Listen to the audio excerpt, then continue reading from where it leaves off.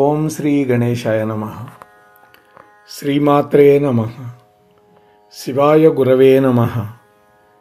శ్రీకృష్ణ పరబ్రహ్మణే నమః. శ్రీరామాయ నమః. శ్రీ గురుభ్యో నమః.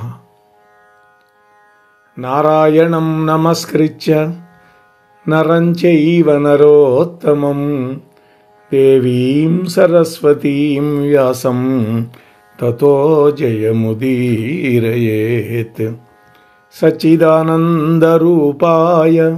విశ్వోత్పత్యాదిహేతవే తాపత్రయ వినాశాయ శ్రీకృష్ణాయ వయం నమః. మోహనవాణి ఛానల్ ద్వారా ఈ వీడియోని వీక్షిస్తున్నటువంటి భక్తామ తల్లులకు తండ్రులకు ముందుగా నా యొక్క సాధువాదాలు చెల్లించుకుంటున్నాను. ఇప్పటి వరకు ఈ ఛానల్కి సబ్స్క్రైబ్ చేయకపోతే వెంటనే సబ్స్క్రైబ్ చేయండి. అలాగే మీతో పాటు కనీసం 4-5 చేత సబ్స్క్రిప్షన్ చేయించండి. ప్రవచనం విన్న తర్వాత మీకు నచ్చితే లైక్ చేసి మీ కామెంట్ కూడా పెట్టండి. మీ బంధుమిత్రులతోటి షేర్ చేసుకోండి అని మిమ్మల్ని కోరుకుంటున్నాను. ఈరోజు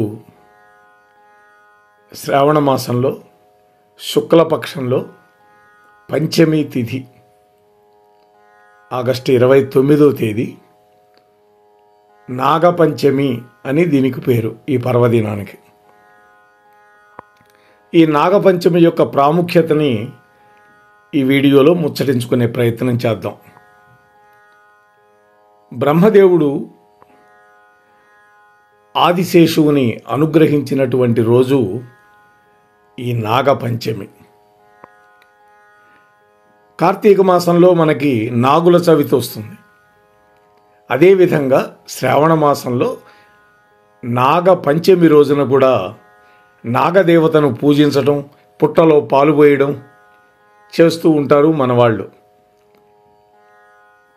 అంటే నాగపంచమి రోజున ఎవరైతే నాగదేవతను పూజిస్తారో వాళ్ళకి సంవత్సరం పొడుగునా ఎటువంటి సమస్యలు లేకుండా అన్ని పనులు సవ్యంగా నెరవేరుతాయి. అంతా అనుకూలంగా ఉంటుంది. పిపీలికాది బ్రహ్మపర్యంతం అంటాం కదా. చలిచీమ నుంచి మొదలుపెట్టి చతుర్ముఖ బ్రహ్మ వరకు రాయి, రప్ప, చెట్టు, చేమ, వాగు, వరద, నీరు, నిప్పు అన్నింట్లో కూడా అందరిలో కూడా దైవత్వాన్ని దర్శించేటటువంటి మహోత్కృష్టమైనటువంటి సంస్కృతి మన హిందువులది. మన హిందువుల దృష్టిలో పాము కూడా పరమాత్మ యొక్క స్వరూపమే. ఎందుకని భగవద్గీతలో కృష్ణ పరమాత్మ చెప్పాడు, ఈశ్వర సర్వభూతానాం హృద్దేశే అర్జున తిష్టతి భ్రామయం సర్వభూతేషు యంత్రారూఢ నిమాయయ అన్నాడు. అంటే సమస్త ప్రాణికోటి హృదంతర్యామిగా నేనే ఉంటాను అన్నాడు. ఉండటమే కాదు, ఒక జంత్రగాడు బొమ్మలని ఆడించే విధంగా నేను ఆడిస్తూ ఉంటాను అన్నాడు. 1000 పడగలు కలిగినటువంటి ఆదిశేషుడు సాక్షాత్తు విష్ణుమూర్తికి పాన్పు. ఆయనకు అన్న వాసుకి సాక్షాత్తు పరమేశ్వరుడి యొక్క కంఠాభరణం. అలాగే వినాయకుడు నాగ యజ్ఞోపవీతాన్ని ధరిస్తాడు. అటువంటి నాగజాతి ఎలా జనించింది దాని గురించి మనం మాట్లాడుకుంటే, పూర్వం కశ్యప ప్రజాపతికి దక్ష ప్రజాపతి కూతుళ్ళైనటువంటి 13 భార్యలు. వాళ్లలో దితి, అదితి, వినత, కద్రువ, శ్యేని, సురస ఇలా 13. ఈ కశ్యప ప్రజాపతికి కద్రువకి అనంతుడు, తక్షకుడు, వాసుకి, శంఖుడు, కర్కోటకుడు, ఉగ్రకుడు, ధృతరాష్ట్రుడు, పిండారకుడు, హహుషుడు, ఐరావతుడు మొదలైనటువంటి 1000 మంది కొడుకులు పుట్టారు. వాళ్ళు జన్మించినది మొదలు కనపడినటువంటి ప్రతి ప్రాణిని కాటువేస్తూ భయభ్రాంతులను చేయటం మొదలుపెట్టారు.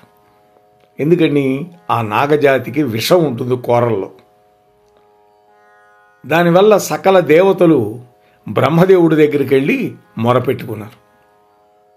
వెంటనే ఆయన కోపం వచ్చింది. ఒరి నాగులారా, మహాబల సంపన్నులం, దీర్ఘమైనటువంటి దేహాలు కలిగిన వాళ్ళమని గర్వించి మదించి మత్తిల్లి ఈ విధంగా సమస్త ప్రాణికోటికి అపకారం చేస్తున్నారు. కాబట్టి మీరందరూ కూడా మీ తల్లి యొక్క శాపానికి గురై జనమేజయుడు చేసేటటువంటి సర్పయాగంలో మరణింతురుగాక అని శపించాడు.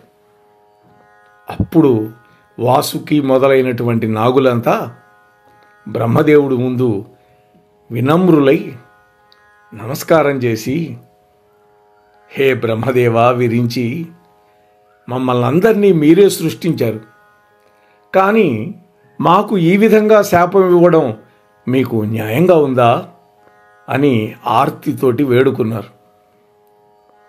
అప్పుడు బ్రహ్మ అన్నాడు, నాయనలారా, విషయుక్తంగా పుట్టినంత మాత్రాన అందరినీ కాటువేసి నశింపజేయడం తప్పు కదా. నిష్కారణంగా ఏ ప్రాణిని కూడా హింసించకూడదు. గరుడ మంత్రం చదివే వాళ్ళని, ఔషధమని చక్కగా మందులు సేవించే వాళ్ళని మాత్రం వాళ్ళ జోలికి వెళ్ళొద్దు. అంటే ఔషధ సేవనం చేసే వాళ్ళని కానీ, గారుడ మంత్రం చదివే వాళ్ళ జోలికి వెళ్ళొద్దు. మీరు వాళ్ళని తప్పించుకొని తిరగండి. అలాగే దేవతా విహంగ గణాలకి జ్ఞాతులైనటువంటి మీరు మీ మీ స్థాన గౌరవాలను నిలుపుకోండి అన్నాడు బ్రహ్మ. అంటే వినతాసుతుడు గరుత్మంతుడు. ఈ వినత కద్రువ ఇద్దరు కూడా ఒకరోజు పాలసముద్ర తీరానికి వ్యాఖ్యాళికి వెళ్ళారు.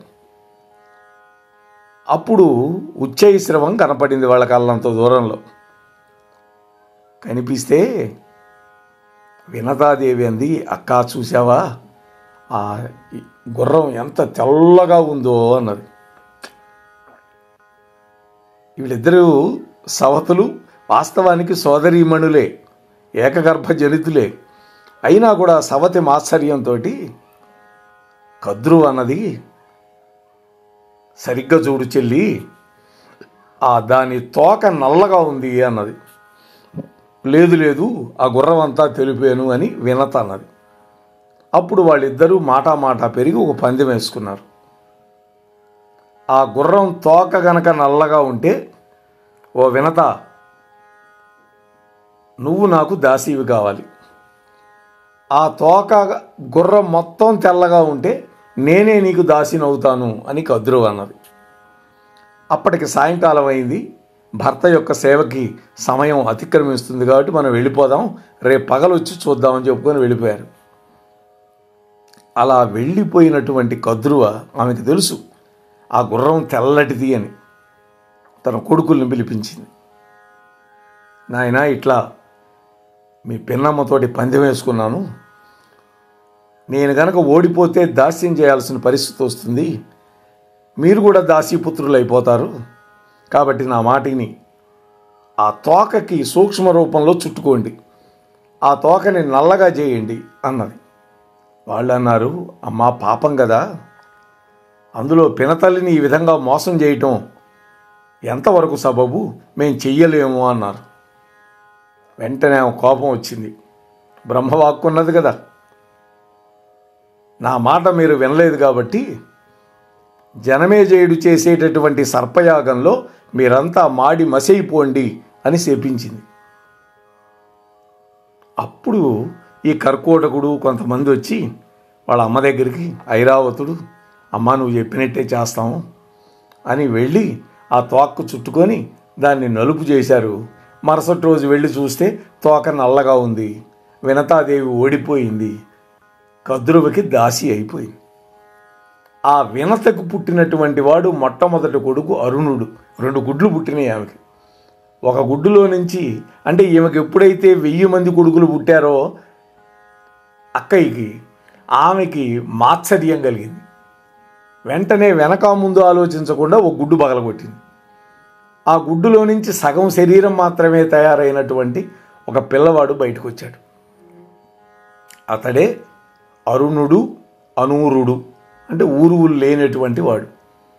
వెంటనే తల్లికి శపించాడు, నువ్వు ఈ పని చేశావు కాబట్టి నువ్వు నీ సవతికి దాసివైపోతావు అన్నాడు. వెంటనే ఆమె బాధపడుతూ ఉంటే, అమ్మా, 2వ గుడ్డును మాత్రం దానంతటది పగిలే వరకు పగలగొట్టద్దు, అందులో నుంచి వచ్చేటటువంటి వాడు మహాపరాక్రమవంతుడు, నీ దాస్యాన్ని పోగొడతాడు అని చెప్పి ఆయన వెళ్ళిపోయినాడు సూర్యసారథిగా. ఆ తర్వాత 500 ఏళ్ళు గడిచిన తర్వాత గరుత్మంతుడు ఆ గుడ్డులో నుంచి బయటకు వచ్చాడు. తల్లి నుంచి విషయం తెలుసుకున్నాడు, తను ఎందుకు దాసిగా ఉండవలసి వచ్చిందో. వెంటనే పినతల్లి ఆ పెద్దమ్మ దగ్గరికి వెళ్ళాడు.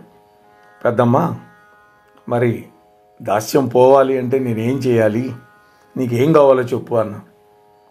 ఆమన్నది, శపించిందైతే శపించింది, కానీ కోపంతో కొడుకులందరూ చచ్చిపోతారనేటువంటి ఉద్దేశంతో అమృతం తీసుకురమ్మన్నది. అప్పుడు గరుత్మంతుడు వెళ్ళి అమృతాన్ని తెచ్చిచ్చాడు. కానీ దేవేంద్రుడు మళ్ళీ ఆ అమృతాన్ని తీసుకువెళ్ళిపోయాడు. ఎందుకని? విషపు పురుగులైనటువంటి ఈ పాములకు గనక అమృతం దక్కితే ఇంకా అవి విజృంభిస్తాయి, అందుకని ఆ విధంగా చేశాడు. సరే, ఈ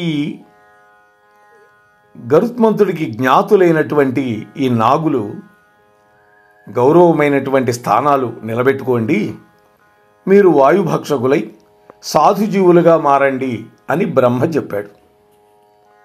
మీ నాగులంతా కూడా అతల వితల పాతాళ లోకాలలో నివాసం ఉండండి అని బ్రహ్మదేవుడు శాసించాడు. అప్పుడు వాళ్ళంతా బ్రహ్మ యొక్క ఆజ్ఞను శిరస్సున దాల్చి వెళ్ళిపోయారు. దాంతో దేవతలంతా నాగులందరినీ ప్రశంసించారు. భూలోకవాసులంతా ప్రార్థనలు చేశారు నాగులని. మనం గనక ఆదిపర్వం మహాభారతం చూస్తే అందులో ఉదంకుడు పౌష్య మహారాజు యొక్క భార్య కుండలాలు తేవడానికి వెళతాడు తన గురుపత్ని కోసం.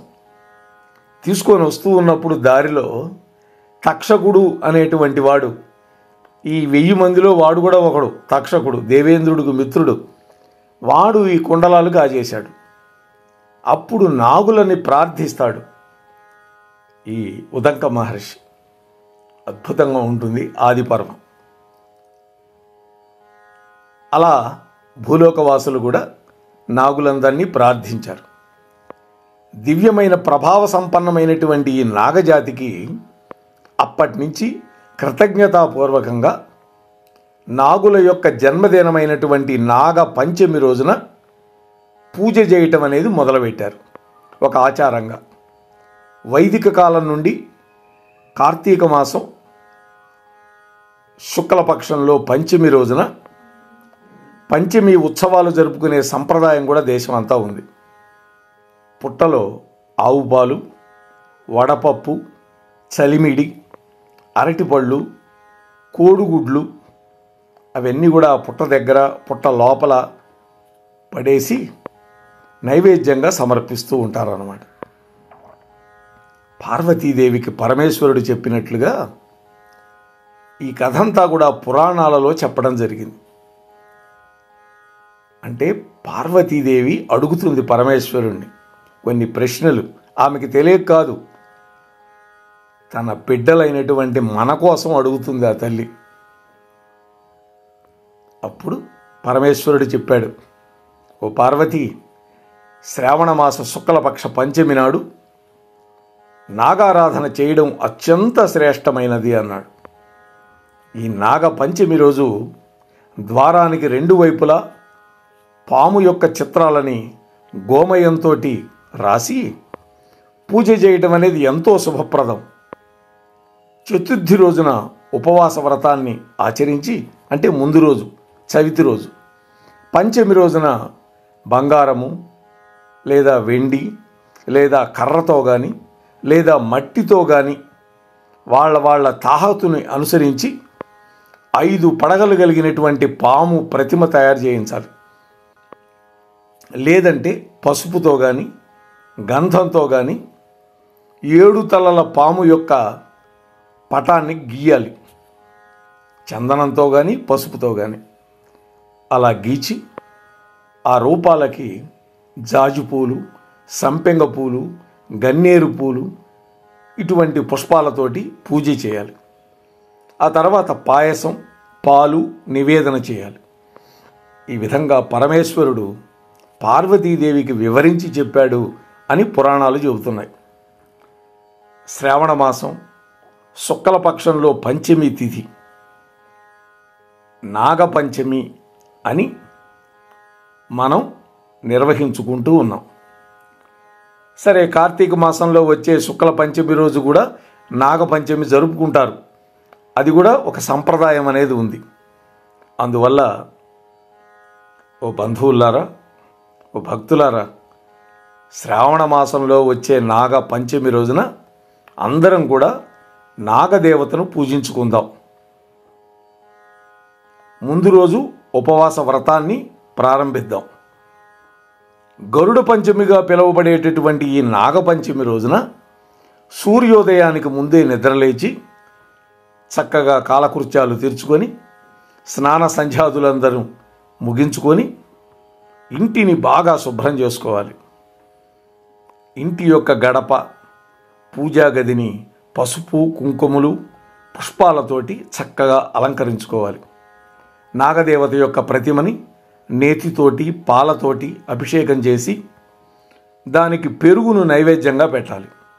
పూజ పూర్తయిన తర్వాత బ్రాహ్మణుడికి, ఆ పూజ చేయించినటువంటి బ్రాహ్మణుడికి, బ్రహ్మగారికి తాంబూలం, పానకం, వడపప్పులతో సహా ఈ నాగ ప్రతిమను దానంగా ఇచ్చేయాలి.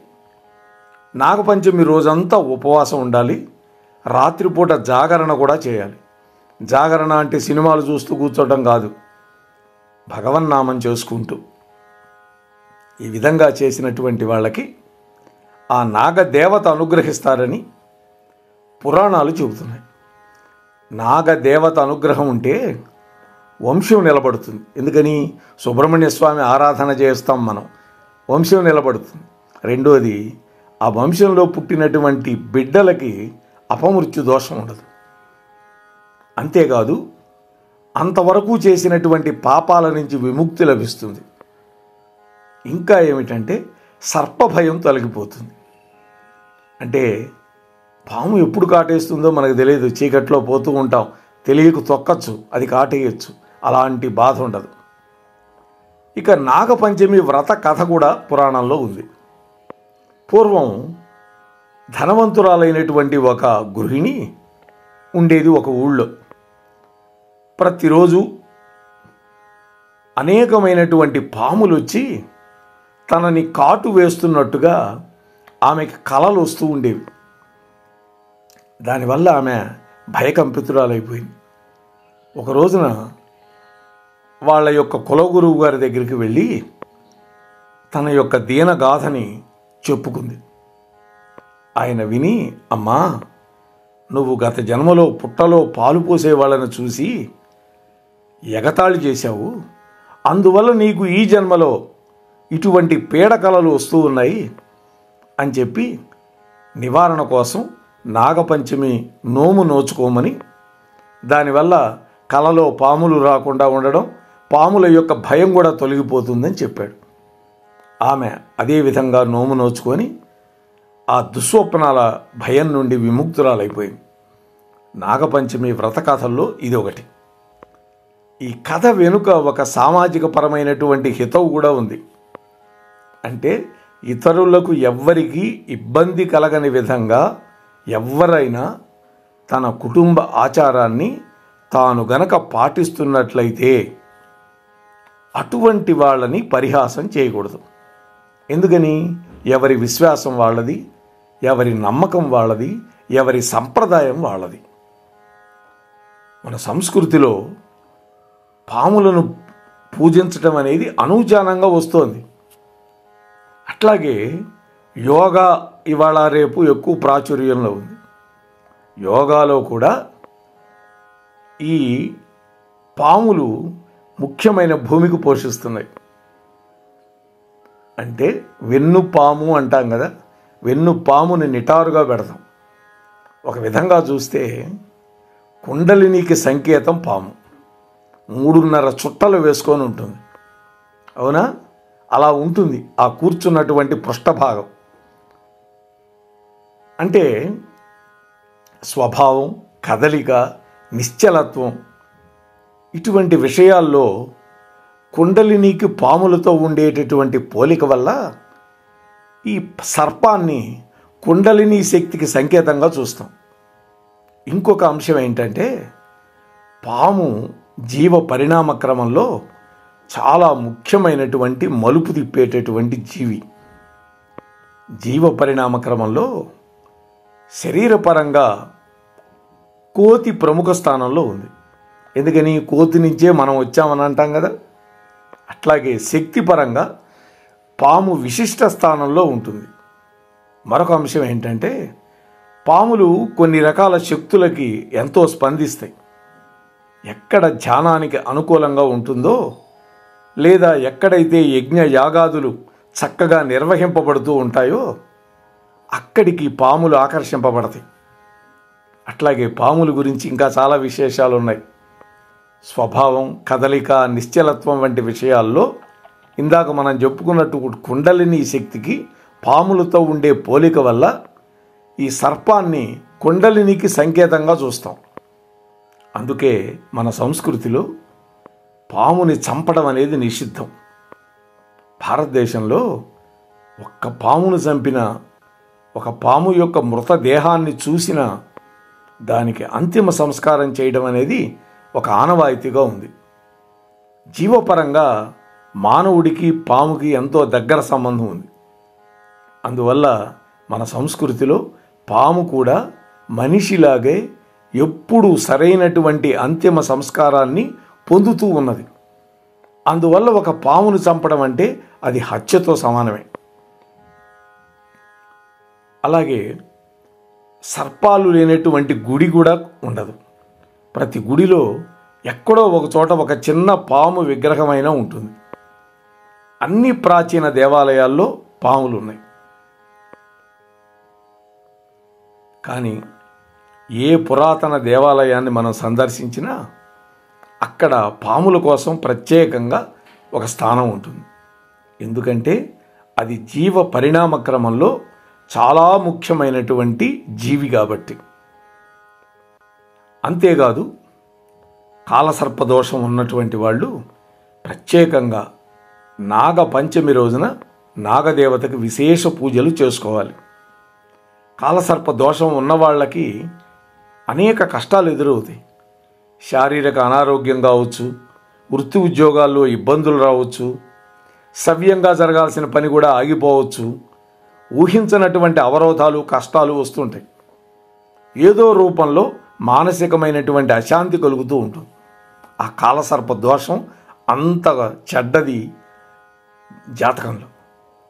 అలాంటప్పుడు నాగపంచమి రోజున పుట్టలో పాలు పోసి కాలసర్పదోష శాంతి చేయించుకోవాలి పురోహితుడి చేత. దాంతో దోష నివారణ జరిగిపోయి సుఖ సంతోషాలు మన అనుభూతిలోకి వస్తాయి. జాతక చక్రంలో కాలసర్ప దోషాలకి సర్పసూక్త పారాయణం, సర్పసూక్త హోమం, జంట పడిగల పాము దానం చేయటం, అంటే ఆ విగ్రహం ఒక దేవాలయంలో ప్రతిష్ఠ చేయించటం, వీటన్నిటి వల్ల సంపూర్ణ దోషం తొలగిపోతుంది. ఆగిపోయిన పనులు, మానసిక శారీరక బాధలు తొలగిపోతాయి. సర్పదోష నివారణకి మనం చక్కటి పురోహితుల్ని సంప్రదించి, మన ఇంటి పురోహితుడిని ఆ పూజలు కనుక చేయించుకుంటే మనకి ఎటువంటి ఇబ్బంది లేకుండా ఉంటుంది. అంతేకాకుండా రైతులకు కూడా పాములు నేస్తాలే. పొలాల్లో పాములు ఉంటాయి, ఎలకలు ఉంటాయి. ఈ పాములకు ఆహారం ఎలకలు. ఈ ఎలకలు మన పంటలు పాడు చేస్తూ ఉంటాయి.